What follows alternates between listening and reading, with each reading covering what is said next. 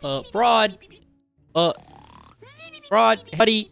It's your turn, buddy. You need to roll. Hello? Wake up, man. Fraud, it's your turn. Oh. Oh, it's my turn to roll? Okay. Yeah, that's an 18. I don't know. I'll hit him with my sword or something. 5e combat got your players snoozing. All your encounters end up in slugfests. If you answered yes, then yeah, you might be suffering the 5e blues. That's right, today on Fraud on the Telly, we're going to be talking about how to make your 5e D&D game better by stealing from Pathfinder. As always, if you enjoyed the video, we'll learn something new. Make sure you like, comment, and subscribe. Don't forget to hit that tiny bell so my videos go directly into your feed, and check out some of our other D&D content. Okay, let's just get right into it, shall we? The 5e blues. It's what I've decided to name a lot of the common issues that seem to pop up with 5e. Now, don't get me wrong here. 5e is probably the greatest thing to happen to D&D in who knows how long, as the streamlining of 5e and making it more accessible has been one of the primary reasons to this explosion of D&D in popularity that we see today, along with Critical Role and a bunch of other D&D content, leading to probably what many D&D fans, especially longtime D&D fans, would say is kind of the golden age of D&D.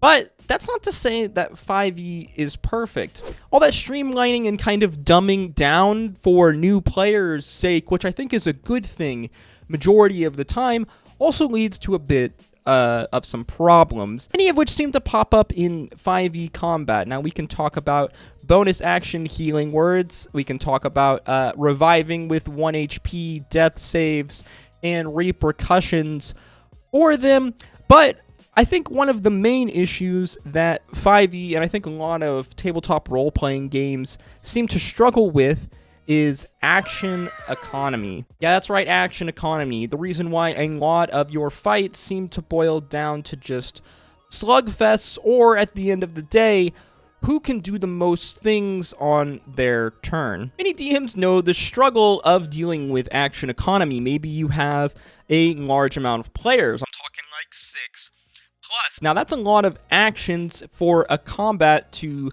account for, especially when you consider lower levels of combat and you're trying to design a potential encounter or threat for your players, one that is an appropriate challenge, but at the end of the day doesn't boil down to who can hit the other more than the other. But today I want to talk about one of the more interesting ways, which I think is stealing something from a little-known game known as Pathfinder. Now, I'm sure many of you have heard of Pathfinder, but if you don't know, Pathfinder was kind of an offshoot RPG that was published around D&D 3rd edition. It's labeled by many D&D 3.5, the 3.5 edition, as it is kind of an altercation on D&D 3e and many of the problems that the makers of Pathfinder and the developers of their system, namely a lot of changes to spells, the skill system, but most importantly, I think, was the changes to action economy. You see, the way actions work in Pathfinder is slightly different than 5e, but there are some similarities. In 5e, on your turn, you have your movement, your action, your bonus action, and your reaction, as well as potential free actions, making for potentially maybe 5 different things one could do on their turn or on a turn order. Now, in 5e, movement isn't really considered any type of action. It is an action in its own right, as characters have a certain amount of movement that they can use and break up on their turn. But in Pathfinder, though, things are a bit different. In Pathfinder 2nd edition, players have 3 actions that they can use on their turn with a reaction, making for potentially 4 things. Now, basically anything you can do on your turn would be considered an action. Say you want to walk up to that zombie that's attacking your party. Well, that 30 feet you move would be one of your actions. That's 2 more that you have. So you want to draw your weapon. Well, a lot of times that's another one of your actions. Finally, that swing that you would levy down onto the creature would be your final main action. But it gets more complex than that. You see, this type of action economy allows for spending of multiple actions on one potential move. You can potentially do more cool things that aren't inherently listed in your skills or something that is unique to your character, a la Rule of Cool-esque, and your DM can allow you to spend multiple of these actions to make it happen. As well, there were some interesting changes to critical hits. Critical hits in Pathfinder 2nd Edition had little to do with the actual number on the dice. By that I mean critical hits weren't limited to 20s or potentially 19, 18 if you have certain skills from certain classes or feats. No, a crit in Pathfinder 2nd Edition was anytime you rolled 10 above the AC of a creature. But with critical attacks, there were also critical successes. That means when you're defending against an effect, so if I were to make some kind of a saving throw, if I were to roll significantly higher or a certain amount higher, depending on what my DM allows, then I could potentially have no effect from a potential spell or some type of skill effect. Say your enemy casts Fireball on the party, the DC is, let's say, 15, and I roll a 25 dexterity save. Instead of taking half damage, it's possible that my DM would grant me a critical success, allowing me to be completely unscathed from this fireball. Now, all of these things that we've talked about here in Pathfinder 2e can easily be applied through homebrew to your 5e game right now. It would be very easy in terms of a DM to apply many of these types of rules and kind of situations to your 5e game. Personally, I don't see anything wrong with granting your characters potentially access to more crits, whether they roll in that 20 or they roll high enough that you just want to grant them a critical strike damage or critical success on a save. The same can also be applied to your monsters or the enemies that are facing your players. As a DM, we have to remind the players that anything they can do, the enemy can also do. If you allow flanking in your game, then you should probably allow your monsters and your creatures in combats to use flanking as well, as it seems only fair to me, and it creates a greater challenge for the players, which at the end of the day is what we're trying to do. Personally, for me, combat is one of the things in D&D that I dislike the most as of late. Unless you're playing like an advanced spellcaster, a lot of times it feels like combat can just drag, and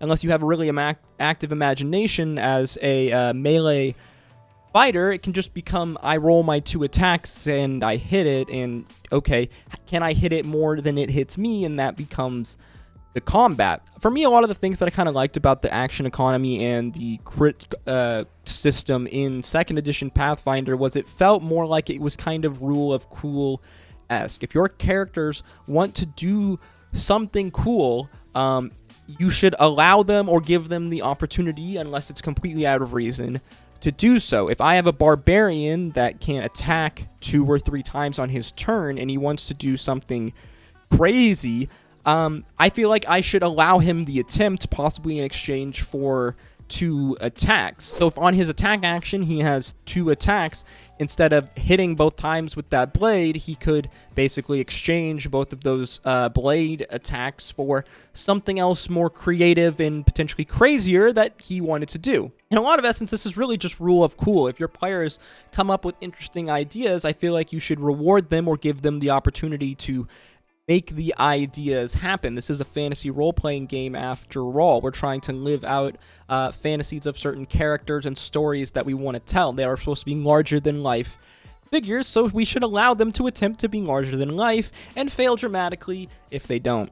Now, I'm not saying completely adopt the action economy system of Pathfinder 2nd Edition, though you could, and I've played in a game where it has been adapted slightly well, and it was a lot of fun, but it does require a bit of balancing. It's 5e, for all that it is pretty okay balanced. I mean, at the end of the day, all homebrew in many aspects is going to be unbalanced, especially when you first use it. It's not like when Matt Mercer creates certain classes and they eventually get published, they're completely balanced upon creation. Things are usually going to be overpowered or really weak. I don't know about you guys, but personally, though, I welcome a bit of spice and a bit of potentially OP-ness into my 5e D&D combats, as like we've said and gone on a lot. This is like one of the most common criticisms of 5e is that its combat, once you've played it enough, can feel really dry, especially when you're playing melee classes. I think by potentially tweaking some of the crit system, allowing for melee users to potentially get more crits, also maybe receive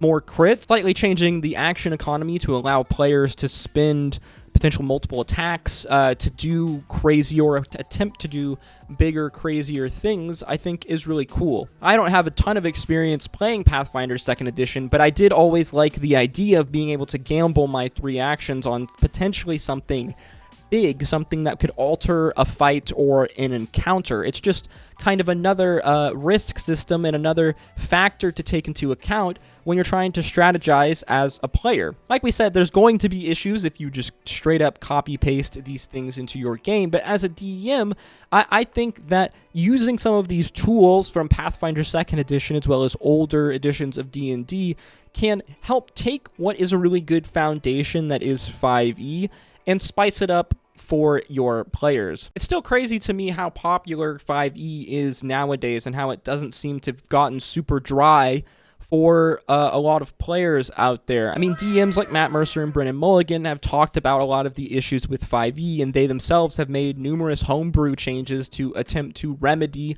a lot of the problems and to make it more enjoyable for just everyone at the table. With the popularity of 5e, there's a whole spawn of DMs out there who have only run or played just 5e in their D&D lives, and there's nothing wrong with that. 5e is a great tool. It's super easy to learn and to get yourself familiar with and to familiarize your new players with, but I do implore some of you DMs out there to take a look back into older editions and older rules, besides the fact that you're going to see some hilarious stuff, and if you go back and look at some early editions of D&D, you're going to be like, wow, this almost isn't the same game in many aspects, but I think there are a lot of interesting rules and ideas that you can steal from into your game to make it better. At the end of the day, your game is your game. You don't have to play rules as written, guys. That's a fun little fact about DMs. The secret weapon that I feel like a lot of DMs out there don't know. You are the lead voice in this choir of voices telling the story that is collaborative